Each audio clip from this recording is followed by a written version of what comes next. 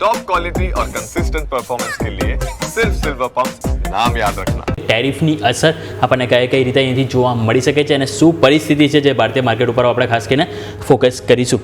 પરંતુ sir, stock specific અને sector specific હવે આવા માહોલમાં કઈ જગ્યાએ આપણી નજર હોવી જોઈએ કે જ્યાં આપણને એક માર્કેટમાં એક ડિફેન્સ તરીકે પ્લે થતું જોવા મળે સર?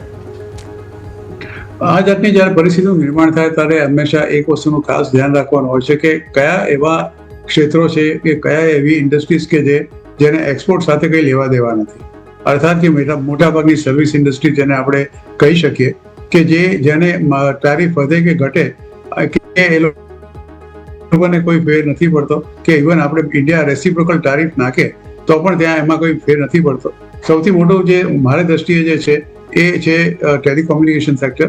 ફોર એક્ઝામ્પલ, તમે ભારતીય એરટેલનો દાખલો લો તો ભારતીય એરટેલના જે પર્ટિક્યુલર સર્વિસીસ છે એ માત્ર ઇન્ડિયા પૂરતી મર્યાદિત છે. આફ્રિકા કારોબાર આફ્રિકા પૂરતો મર્યાદિત છે. એને કોઈ વસ્તુની એક્સપોર્ટ કરવાની જરૂર નથી કે કઈ વસ્તુ એ લોકો ઇમ્પોર્ટ કરતા નથી.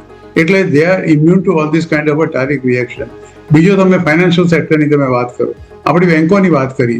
બેંકોની કદાચ બ્રાન્ચીસ ડેફિનેટલી અમેરિકામાં હશે, પણ એવો કોઈ મોટો વ્યવહાર લોનનો આપવાનો કે બીજા કોઈ વ્યવહાર આપણે ત્યાંથી કરતા નથી કે જેથી એને આ ટેરિફના એ લોકોના માળખામાં અત્યારે જે એમણે જાહેરાત કરી છે એમાં આપણે આવીએ.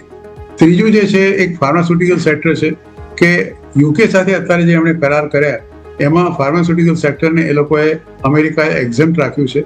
અર્થાત એ લોકો જે BTA એટલે કે બાયોલેટરલ ટ્રેડ એગ્રીમેન્ટ કર્યો એમાં ફાર્માને નથી એ લોકો ઇન્ક્લુડ કર્યા.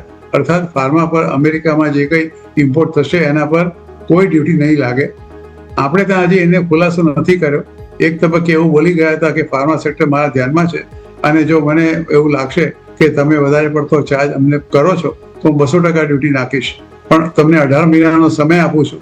તમે ત્યાં આવીને પ્લાન્ટ નાખો, ત્યાં પ્રોડક્શન કરો તો મને વાંધો નથી. 18 મહિના પછી હું 200% સુધી ડ્યુટી નાખી શકી. એટલે હાલ પૂરતું તો એવું લાગે છે કે ફાર્મા સેક્ટરને એમાંથી બાકાત રાખશે.